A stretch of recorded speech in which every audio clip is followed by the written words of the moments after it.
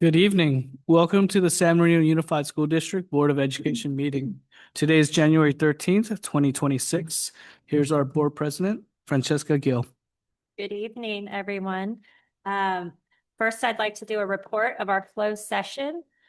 The board took an action in closed session to reject the claim submitted by Michael J. Rizzo and to send the appropriate notice to the claimant. Vote was unanimous. And now I'd like to open the regular open session. I'd like to come to order at 7:05 p.m. Roll call. Mr. Chang, Here. Mr. Sung, Here. Ms. Lamb, Here. Mrs. Ryan, Present. Mrs. Gill here, and student board member Burke. Here. Now I'd like to turn it over to Dr. Lena Richter to introduce our student leading us in the Pledge of Allegiance. Thank you, President Gill. Tonight it is our honor to invite Lauren Forsythe, a fifth grade amazing Valentine Viking, also a former fall student council member, to lead the board to the salute to the flag and share a little bit about herself and her school and introduce any guests that she has here with her tonight. Lauren, please join us at the podium. And thank you for being here. Good evening. I'd like to extend a warm welcome to Superintendent Dr. De La Torre, Board President Gill, distinguished board members, the executive team, and all those in attendance tonight.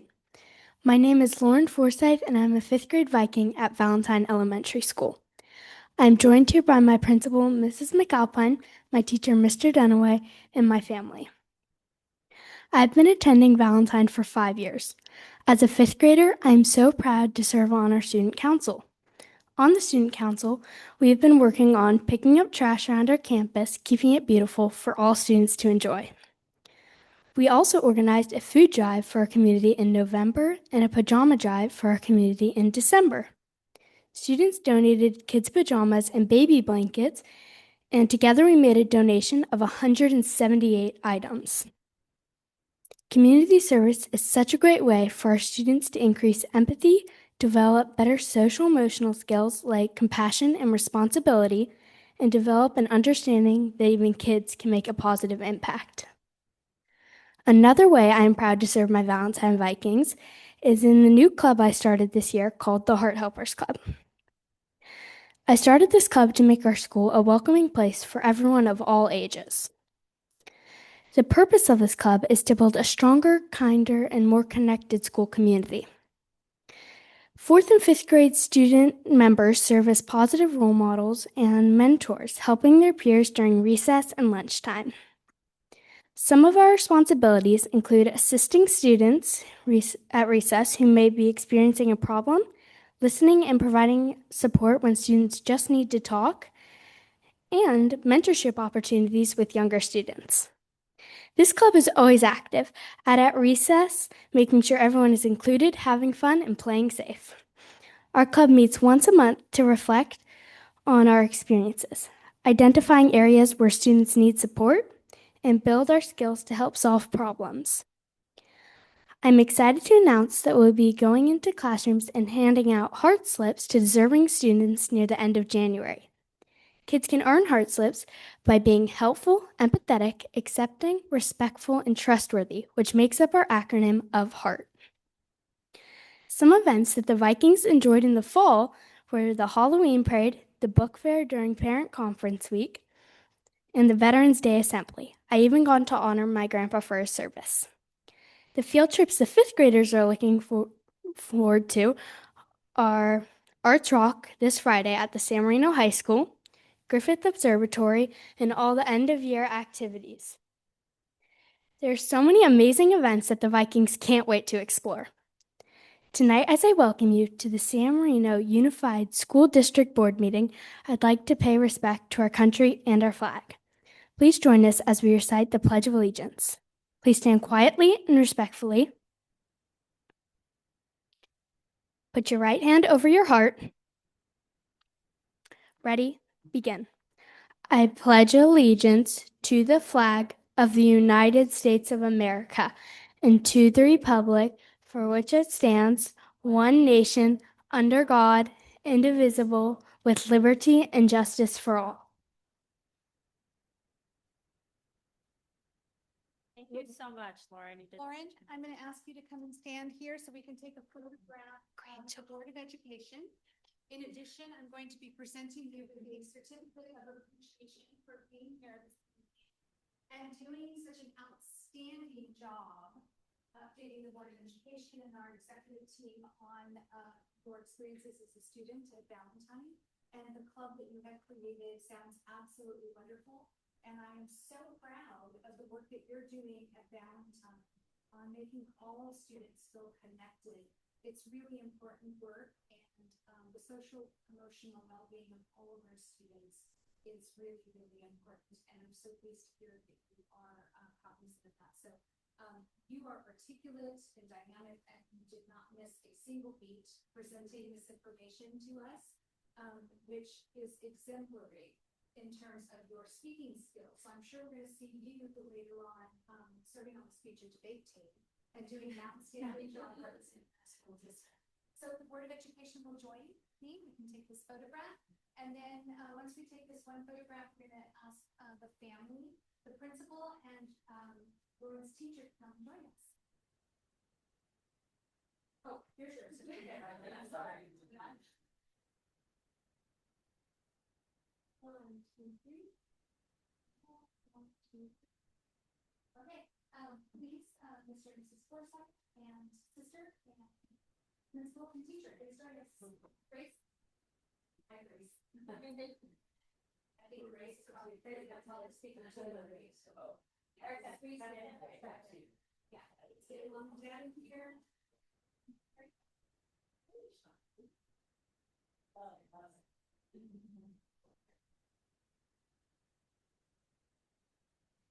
One, two, three.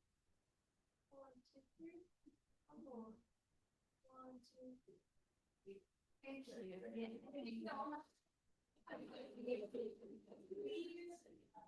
So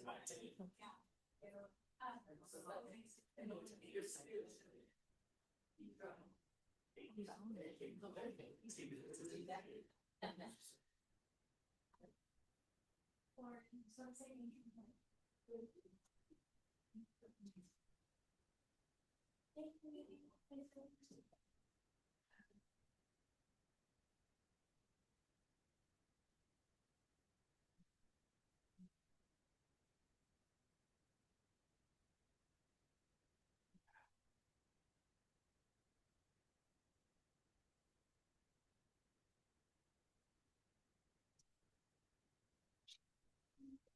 Okay, approval of agenda.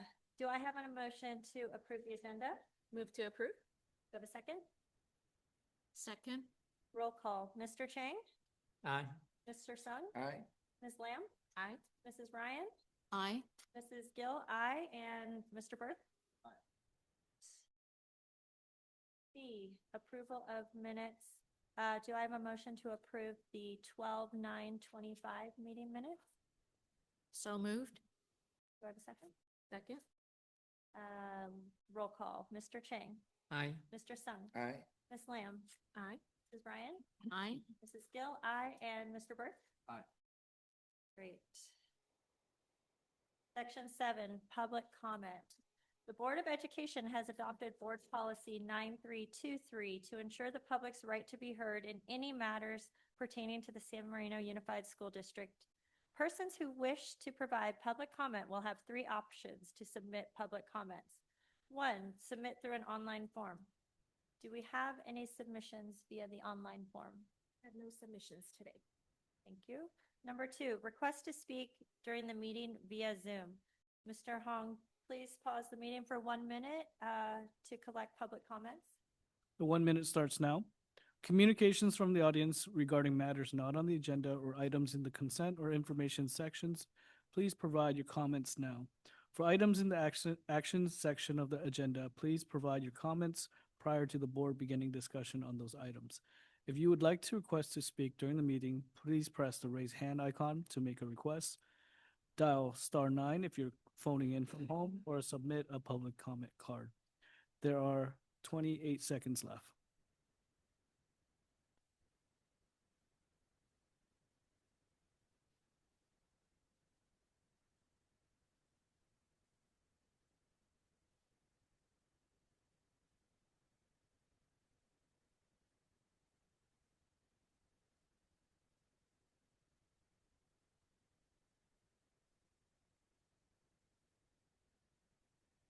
And we do not have anyone wishing to speak.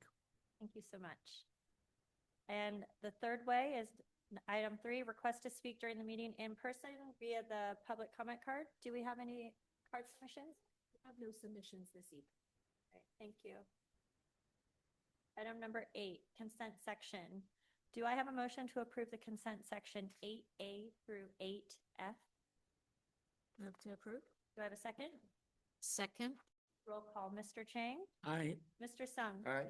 Ms. Lamb, Aye. Mrs. Ryan, Aye. Mrs. Gill, aye, and Mr. Burke. Aye. Great.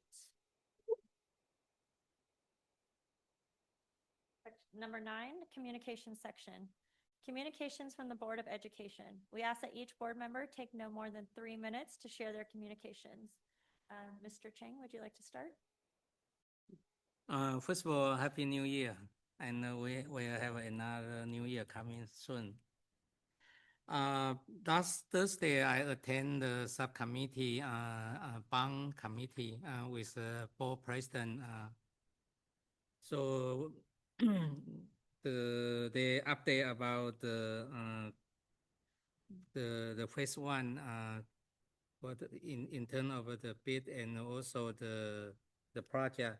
I think later in the action item and also information item. So the bond, they will have a major M bond update. Yeah, thank you. Thank you. Mr. Sun? Happy New Year, everybody, too. And we had hope everybody has a great vacation too in winter. And I get a chance to go into the PTA affiliated party. Is that the New Year party? It was amazing, and I'm kind of surprised that how many the more seniors shows up there, that when they don't have the direct kids in there, but they still care about the schools and that we need to show up in PTA affiliated. I really appreciated the whole crowd, and it was a really great experience for me. I think we're gonna have a great start in this school year. So I heard a lot of great news from Dr. Linda. So thank you so much, and that's my communication. Thank you. Thank you. Ms. Lamb? Happy New Year, everyone. I hope everyone's off to a great start for 2026. I'm especially happy to see my kids back in school. Me and all the parents, because so many parents have these giant smiles just sending their kids off as we're dropping them off. Great break. I hope everyone also had a great break. And I'm looking forward to all that 2026 has in store for the San Marino community. Thank you. Mrs. Ryan? Thank you. So from December, I continue to volunteer at the Asian Youth Center. High need in terms of food, and as the weather got cold, lots of blankets and things. Attended a lot of holiday parties, went up to Canada, and surprisingly, the weather reversed. When I went up there, it was dry and cold, but it wasn't wet like it was here. And then, of course, when I came back, I caught a really bad cold, and some of the doctors that work the ER, and Mr. Chang will be very familiar with this, they said a lot of people came in not knowing what they had, and it kind of moved from your nose to your throat to your chest. And so they got tested for everything from SARS to COVID to the flu. They tried with influenza A, then B, and it just was something that lingered and lingered. And so a lot of my friends just said, just stay home and rest because it's raining anyways. With that, I want to wish a great Lunar New Year celebration. I know this Chinese club is having their festivities soon, and so we look forward to partnering with them to celebrate and honor the many families in our community with the various holidays. Thank you. My update is to wish everybody a Happy New Year. Welcome back. My family is just getting into the swing of things too, back to our regularly scheduled lives with sports, school board, volunteering. What's nice about going last is that you guys have pretty much outlined everything that I have attended and more. So thank you to the board for that. I look forward to the February 7th Lacey Park Lunar New Year celebration sponsored by the Chinese Club and the city. So thank you. Hunter Cheng is also here, a council member. I am honored to be asked to speak, and I look forward to doing that. So thank you. I'll write something for you in Chinese. So you can. Phonetically, please. Yes. Yes. So with that, section B, Student Board Member Burke. Thank you. Happy holidays, everyone. I know you guys mentioned about the parents being happy. That was definitely quite the opposite feel on campus.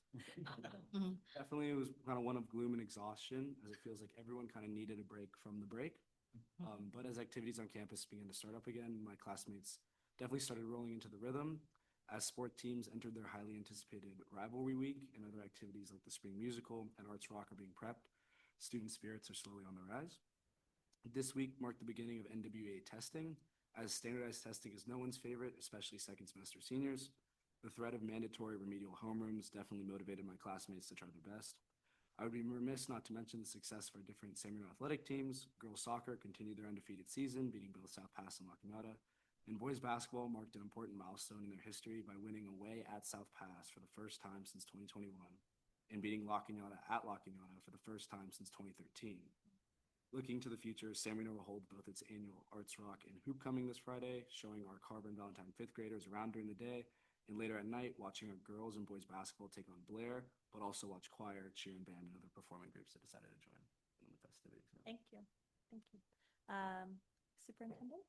Yes, thank you, Madam President and members of the board. I would just like to provide a brief update on instructional leadership work currently underway across the district, as well as upcoming professional learning for district leadership. Under Dr. Richter's tutelage, our principals have engaged in a structured and consistent process to develop site-specific instructional scorecards. These scorecards clearly articulate each of our school's strengths, areas for growth, which Lena calls grows. So it's glows, grows, and bold steps on this scorecard. These are documents that are basically used internally to aid in our work and are being able to review student data on a continual basis. This work provides a transparent and coherent framework for communicating both the successes and priorities improvement at every school site. Additionally, each principal has been directed to develop a comprehensive action plan focused specifically on CAS performance. While our district remains as one of the top performing school districts in the state of California, in keeping with the Board of Education's firm belief that it is important to continuously review student data, it is really important that we continue to do this to inform our decisions related to student interventions and supports. These plans were due this week and were last week and were formally presented during our principals meeting. Principals analyzed multiple years of site-specific data in English language arts, mathematics, English language development, and science with respect to CAST. They identified strategic actions designed to sustain strong performance and drive improvement where needed. Each plan included clear timelines, accountability measures, and designated individuals responsible for implementation and monitoring of the plans. Importantly, principals have engaged their instructional staff in this work by requiring every teacher to regularly review relevant data and develop their own site-specific grade-level action plans aligned with school-wide priorities. I also emphasize the central role of the principal as the instructional leader of the school site, and we have a renewed focus on frequent classroom observations in support of high-quality instruction through feedback, coaching, and instructional support. Moving forward, principals will report on action plan progress at the beginning of each monthly principals meeting. And while our district consistently demonstrates strong academic outcomes, we remain fully committed to continuous improvement. Good is not our endpoint, and we want to continue to strive for better on behalf of all students. And what we say is good is the enemy of better. So even though we are doing exceptionally well, we want to continue to sustain that and improve wherever and whenever we can on behalf of our students. And I'd also like to share with the Board of Education that we have upcoming professional development for district leadership. And following our January 27th board meeting, I will be attending the AXA Superintendent Symposium through January 30th. Additionally, the Assistant Superintendent and I will be attending the National Education Conference. Oh, I'm sorry, Dr. Lena Richter, our Superintendent of Educational Services. Thank you for asking that question. And so we really are very interested in staying current on best practices, research, and emerging trends in instructional leadership, governance, fiscal stewardship, and organizational effectiveness. The learning gained will directly inform our strategic planning going forward and continuous improvement efforts across the district. When we are not here, we will assign leadership roles to Dr. Rose and Dr. Choi. They will be in charge, and we will inform our principals of the same.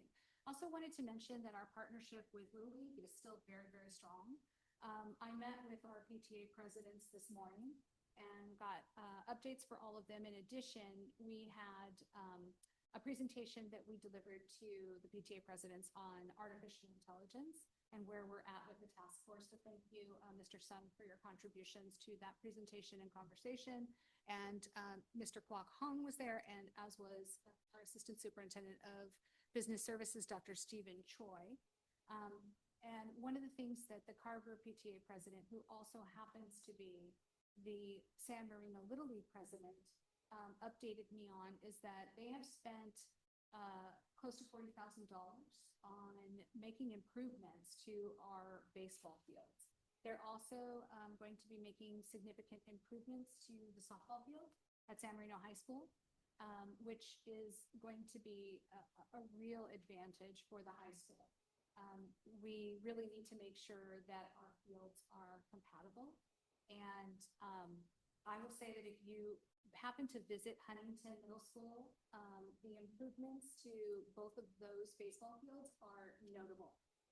It is just absolutely amazing that we're able to partner with them and get this work done. And we're not spending money for that, but our students are benefiting. So that is all for me. You're welcome. Okay, item number 10, information items. First up, the Measure M update. I'd like to turn it over to Dr. Stephen Choi. Thank you, President Gill, members of the board, student member Burke, cabinet, and the San Marino community. This evening, we are pleased to provide another informational update on Measure M. We have many updates on our early impact and major projects, including work performed over the winter break. Now, before CJ provides additional details, I'd like to note that our Citizens Bond Oversight Committee will meet again this Thursday at 5 p.m. here in the boardroom. And as our CBOC secretary sitting in our audience tonight, Mr. Burnett, knows, one of the key roles of the committee is to review Measure M expenditures. At the upcoming meeting, the committee will receive project updates, preview an expenditure report, and provide feedback and questions regarding the details and formatting of that expenditure report. Additionally, as construction activity increases, the CBOC plans to incorporate visits to see some of the exciting Measure M work in person. And in the spirit of transparency and clear communication, our Public Information Officer, Ms. Rochelle Meyer, distributed the first issue of the memo, Measure M newsletter, on December 16th, which received very positive feedback from our community. We remain committed and will continue to keep our community informed by posting regular updates on the Measure M webpage. With that, I'll now turn it over to CJ to share the latest news on our Measure M projects. Good evening, President Gill, members of the board, Superintendent Dr. De La Torre. Thank you for this opportunity to provide an update on Measure M and our progress that we've made so far. Starting off, one of the things I wanted to highlight is just our phase 1 schedule detail for a lot of our projects. As you know, we've started to begin the CEQA process and reach out to some of our CEQA consultants, which stands for the California Environmental Quality Act. And as we began talking to some of our CEQA consultants, we became aware that of a study that was performed across the district, across the city, by the city of San Marino, that labeled 3 out of our 4 sites as potentially historic sites. With that study from 2020, it adds a new element to our CEQA process, which would require us to perform a historical resources evaluation. As of this week, we are starting that process. That in this process, they review all of the buildings at each of our sites and determine the historical significance of that building.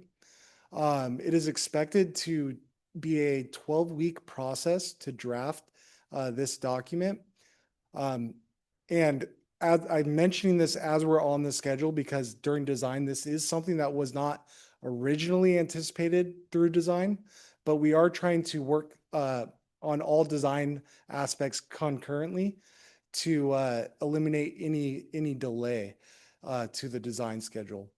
Right now, it's really difficult to predict, but this whole process does add a 12-week deliverable to the design.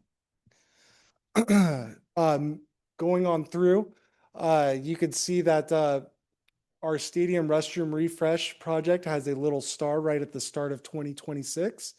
And our 3 major projects are still in design at the beginning of 2026. So I am going to move on to our major projects, and then I'm going to end on our early impact projects and some of the work that we were able to accomplish over the winter break. Starting first with our Valentine 2-story classroom building, we're continuing to evaluate the location of the building in terms of easements and other site constraints. As you can see, on the right-hand side of the campus, there's a rather large easement where through some research and talking to staff, it looks like that used to be an actual street that passed through the campus. So with that being said, there are quite a few large easements that really prevent us from locating the building on the right-hand side. So at this time, we're moving forward with the building located on the left-hand side. We do also think this will be a aesthetically pleasing decision too, because we have the 2-story church building that is located right there as well. So with us having a 2-story building, it'll kind of block the backside of that building from our campus as well.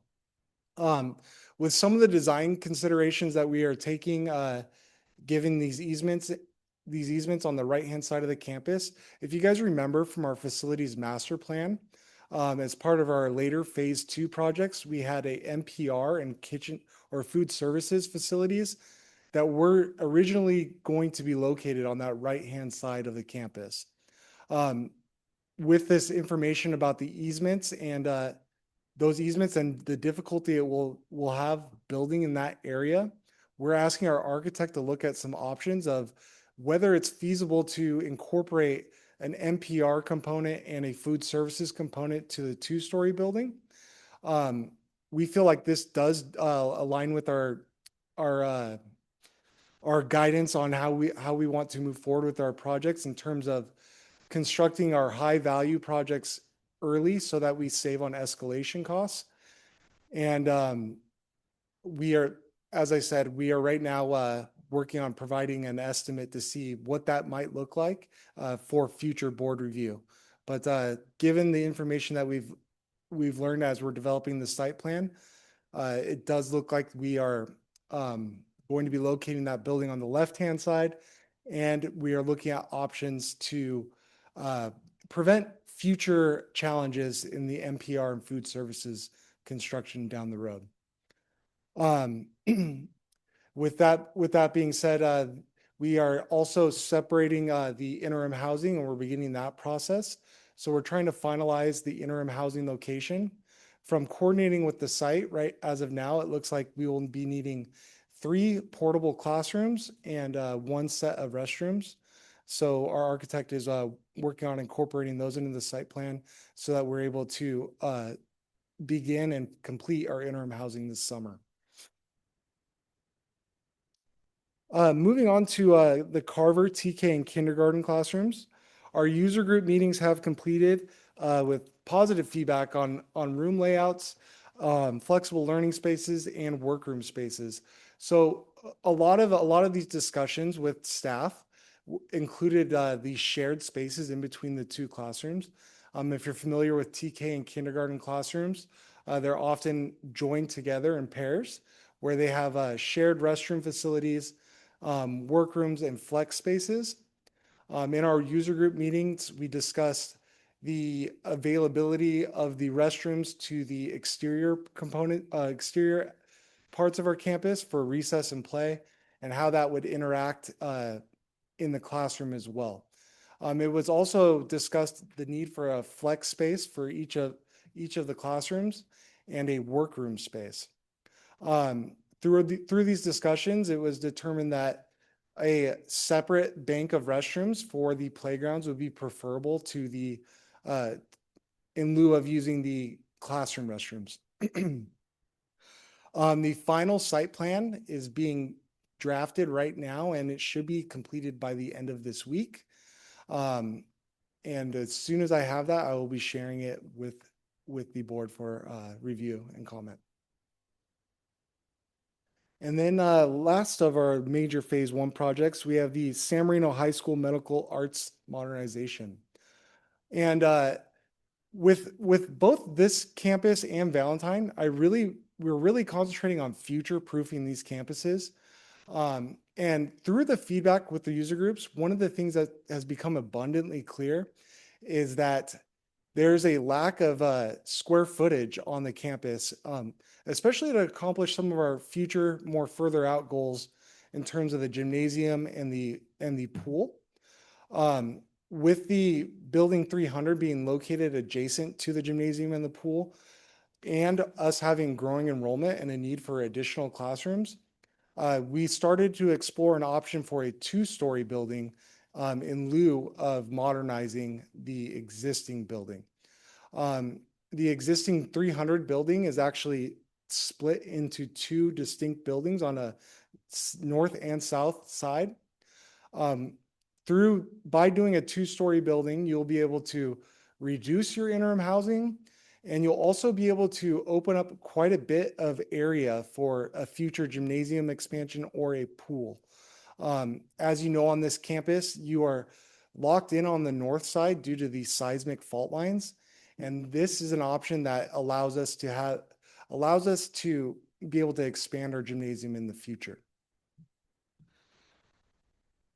In addition, we are relocating the Career Center to the library, and we have an agenda item on the agenda tonight to perform additional survey work at the library, so we're able to relocate that Career Center.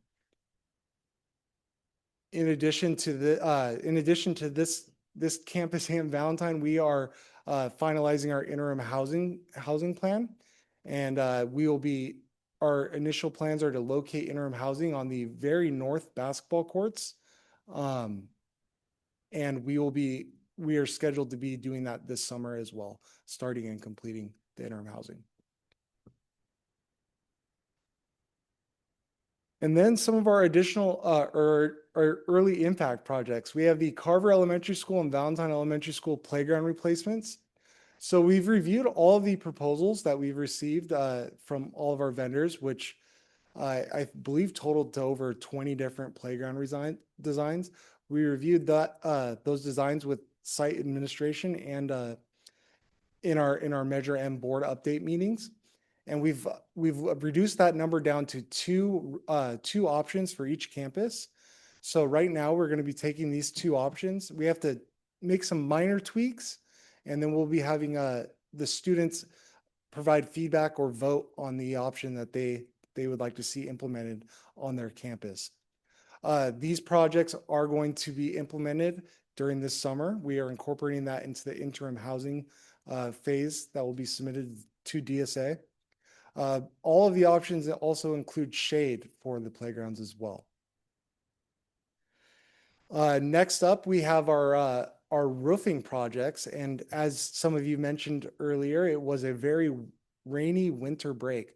So before the break started for these projects, what we did is we ordered material ahead of time and we scheduled according to the weather. So we had a pre-construction meeting the week before winter break where we were able to identify the weather patterns and that it was going to rain that following Wednesday. So we coordinated to have materials and everything delivered on the prior Saturday so that we're able to start work and complete it prior to the rains coming. Once the rains did arrive, the buildings were watertight, and we only had minor punch list work that continued the following week. As of now, we just have a final walkthrough with the contractor, and that roof replacement at Huntington Middle School is complete. At San Marino High School, we have the concessions restroom refresh. You could see on the left-hand side that picture before and after. We're nearing completion of this project. We're expected to be completed at the end of next week. You can see that we have all new finishes that match the colors for the campus, and it's much more aesthetically inviting.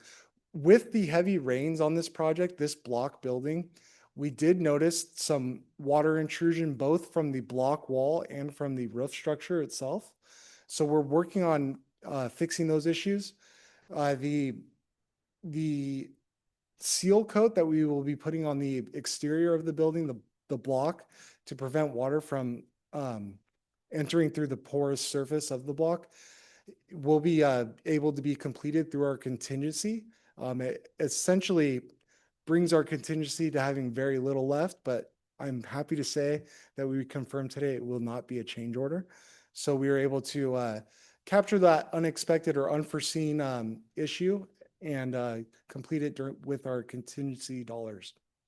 In addition to that, San Marino High School, we've started our fencing, our auditorium fencing and security fencing project. We've replaced all of the temporary chain link fencing with permanent chain link fencing, and we're working on getting that temporary chain link fencing removed.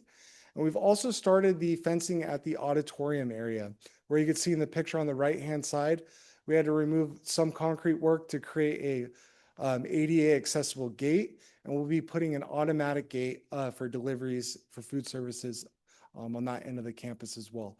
This was previously secured using temporary fencing, and we did not have a permanent security fence in place. We're incorporating the infrastructure to have a automatic gate or motorized gate that will be able to buzz people in with badges, and we are incorporating a camera that will be able to automatically open the gate for approved license plate numbers as well. And with that being said, in terms of some of our RFQs we have coming up, we will be advertising our leaseback RFQ next week. So we're submitting the advertisement this week, and we'll be collecting feedback from vendors from that point. And I want to thank you for allowing me to present these updates for Measure M. If you have any questions, feel free. I do have a question about the historical resource report requirement. You said 12 weeks. So is there anything that we can do to mitigate that time loss at all?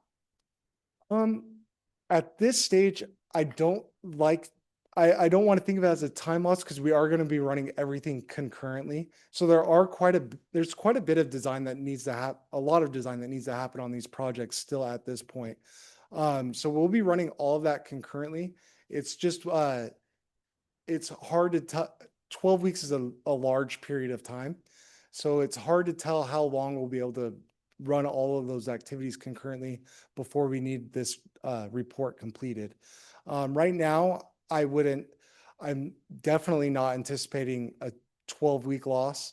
If anything, it may be more in the 6 to 4, more likely 4 range. But like I said, we'll be running everything concurrently, and we will still be proceeding with interim housing. That's one of the reasons why I said we separated this into a separate phase, so that we don't have to hold our DSA application for the interim housing based on this study. So by getting that interim housing into DSA and approved, we'll be able to land those temporary facilities that we need for construction anyways. And then once we have the DSA drawings approved, we'll be able to immediately start construction. And you are allowed to put the temporary housing on the easement at Valentine? There are less constraints in terms of interim housing, but we have not finalized that site location right as of now. The portable classroom buildings, we have a lot more flexibility because they're reduced in size compared to the larger building. So we can work around the easement. You guys did a report of everything that's in the ground. Mm-hmm. Okay, Yeah, so underground survey. big active pipes under there where the easement is, or can they abandon the easement and we can just have it back?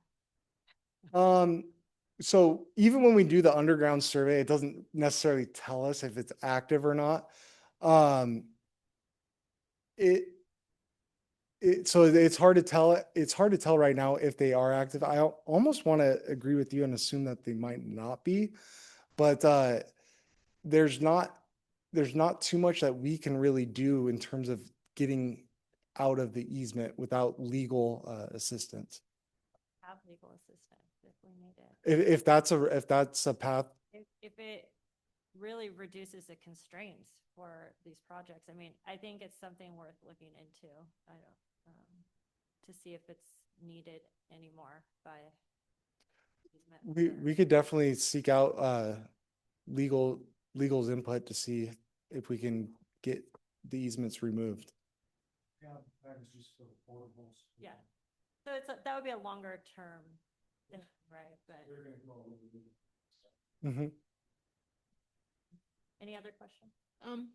Can you earlier mentioned no change order, and then you spoke about using contingency money. Mhm. Explain the two So factors of that expense, because it is expense, right? Whether you're calling them change order expense or contingency money. mhm. So if you set money aside, versus, oh, now we have this, just explain that to me a little bit. So typically at the start of a project, when we determine what the construction cost will be, we add a 10% contingency that's usually allocated for unforeseen issues that can occur during construction. Very commonly in modernizations, there are unforeseen issues that arise, and that's typically what the contingency would be used for. In addition to that, there can be owner-directed items that the contingency is used for. But the most important part of that is it's held on the owner side, so that we are able to tackle those items and the contractor isn't able to spend it without authorization. And you don't have to pause the project and. Correct. And so if you are spending the contingency money, does every single project you then set aside more money, more money, more money? We typically do 10% of the construction cost for each project. So whatever's not used on the contingency is rolled back into bond funds or can be rolled into a future project. Most of the time on projects, we have a contingency savings and we're able to use that to fund other projects. Anyone else? Okay. Thank you. 11, action items. I would like to turn it over to Dr. Choi to present an agreement between San Marino Unified School District and ADCAN engineers for additional field topography and surveying services for updated work limits at San Marino High School. Thank you, President Gill, members of the board, Cabinet Student Member Burke. Item 11A is a request for board approval of an agreement with ADCAN engineers for additional surveying services at San Marino High School. And as we continue to work with San Marino High School and the architects during the design process, we identified an opportunity to relocate the Career Center to the current library location. And to evaluate this option, additional field topography and surveying work are required. The services are provided as a lump sum proposal in the amount of $4,265, This project will be funded using Measure M funds. It is recommended that the Board of Education approve 11A as presented. Do you have any questions? I move to approve. Do I have a second? Second. Okay, roll call. Mr. Chang, Aye. Mr. Sung, Aye. Ms. Lamb, Aye. Mrs. Ryan, Aye. Mrs. Gill, aye, and Mr. Burke. Aye. Motion carries. Thank you.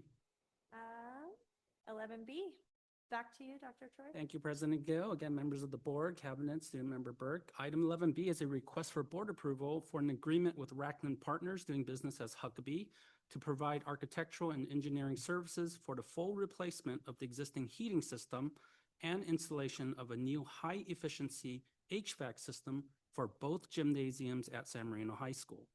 The scope of services include architectural, mechanical, electrical, and low voltage, structural, and limited civil engineering as needed, and provides support through design, DSA approval, bidding, and construction administration. The estimated construction cost for the project is $2.5 million, with a proposed architectural and engineering fee of $277,500. This is to be funded using Measure M funds. We also considered the operational costs associated with this project. I want to be clear that specifically we considered system performance, reliability, and overall gymnasium comfort while ensuring compliance with current code and ADA requirements. Staff recommends approval of item 11B as presented. Any questions? Thank you, Dr. Choi. I know the community is very excited about this one. We are very excited about this one as well. Do I have a motion? I move to approve. Second. Thank you. Roll call, Mr. Chang, Aye. Mr. Sung, Aye. Mrs. Lamb, Aye. Mrs. Ryan, Aye. Mrs. Gill, aye, and Mr. Burke. Aye. Thank you. Motion carries. That concludes the action items for this evening. Item 12, board and superintendent discussion item. Do you have anything for us? None for me. Board have anything for the superintendent? All right, with that, I adjourn this meeting at 7:52. Thank you. Woo-hoo.